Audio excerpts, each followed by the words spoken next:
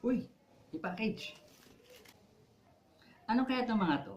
Tara, buksan natin. Hi guys, my name is Jay and welcome to my channel. First, let me say thank you doon sa mga nanood ng previous video ko sa Click TV channel. Yung Jollibee reaction video, sobrang na-appreciate ko po yung oras na nilaan po para mapanood po yung video na yun. Kaya muli, maraming salamat po. And for today's video, gagawa po tayo ng unboxing para sa dalawang items na nabili ko sa Shopee. Huwag natin patagalin, let's do this!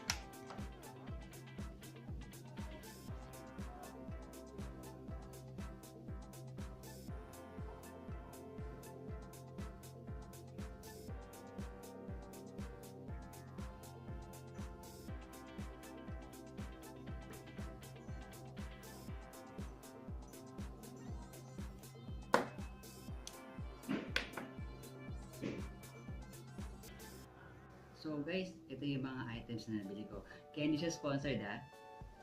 The first item is the Ulanzi i-Man2 smartphone clip. Okay, so punta tayo sa isa pang item. Syempre yung highlights ng ating package, which is the Boya BY-MM1. Yan yung ating external microphone. Kasi Ang reason ko talaga kaya ko siya binili kasi kung kung napanood niyo yung last video, which is yung Jollibee reaction, hindi talaga maganda yung kanyang audio. Kaya, and then, yun na yung gagamit niya rin sa mga susunod na vlogs natin.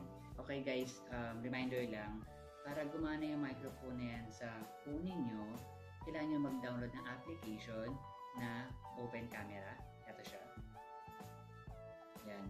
Tapos meron siyang settings na kailangan mong i-adjust para do sa external microphone. Kasi mostly ng mga built-in camera, wala siyang or hindi siya supported ng mga external microphones.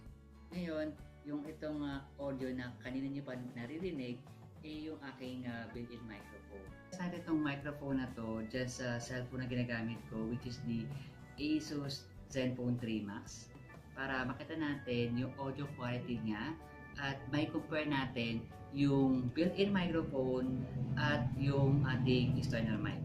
Okay? Hi guys, I'm back. Ngayon, naka-plug na yung ating external microphone. Kaya lahat ng audio na naririnig ninyo is nanggagaling sa ating Boya BY-MM1. So this time, mas mako-compare ninyo yung pagkakaiba ng audio quality kanina using the built-in mic at ngayong gamit na natin yung ating external microphone.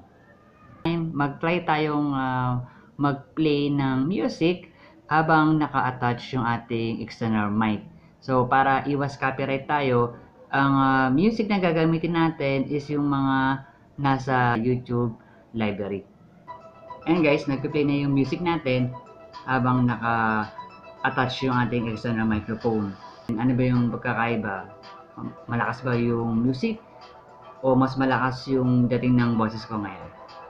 Ngayon, try naman natin na i-unplug yung microphone habang nag-play yung music. Okay. Ngayon, wala ng external mic. Built-in microphone na lang ng cellphone yung ginagamit natin ngayon. Then, I assume na mas malakas ngayon yung dating nung nagagaling sa iPad.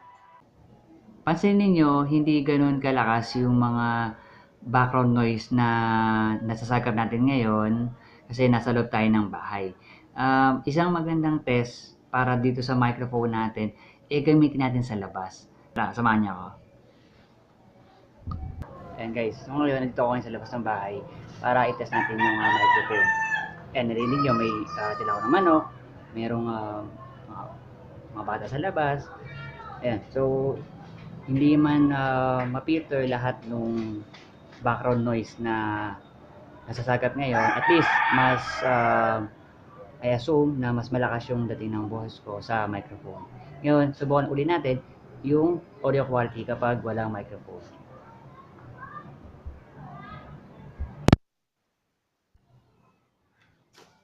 Okay, so ngayon, naka-unplug na yung microphone ngayon. So, mas malakas na ngayon yung dating ng background noise ngayon. And medyo sumasabay na siya ngayon sa dating ng boses ko. So, ito na yung ating in and out door test dito sa ating microphone. Natapos na tayo dun sa ating audio test ng ating microphone. Then, na-compare ninyo yung pagkakaiba ng built-in microphone sa external microphone natin. Personally, ito yung mga masasabi ko about the microphone. Una, sa presyong 1,800 pesos, sulit na siya. Sinubata lang ako kasi nung naghahanap ako ng microphone online, nagkaroon ng sale sa Shopee, then nakuha ko siya ng 1,180 pesos. Second, magaan yung microphone. Pangatlo, pwede siyang gamitin sa camera, sa camcorders, sa DSLR, and sa smartphone. No battery required. Make sure lang na meron kang power bank para sa cellphone mo and extra battery para sa camera mo. Hindi man lahat ng background noise is ma-filter nating microphone. At least, mas na-enhance yung dating ng boses natin dito sa microphone na to. Which is, yun naman talaga yung goal natin. Kaya tayo merong external microphone. Overall, sulit na sulit yung ating microphone. Kaya sa mga bago dyan, like me, na naghahanap ng good quality pero on a budget, this microphone is definite for you. I hope you find this video helpful sa paghahanap ng inyong external microphone, and i-share mo na rin to sa mga friends mo. Kaya kung nagustuhan mo itong video na to, don't forget to leave a thumbs up, comment, and click mo na rin yung subscribe button. Pati na rin yung notification bell para ma-notify kayo moving forward sa aking mga upload videos. Okay? So, happy 2019 guys, and I see you on my next video. Bye!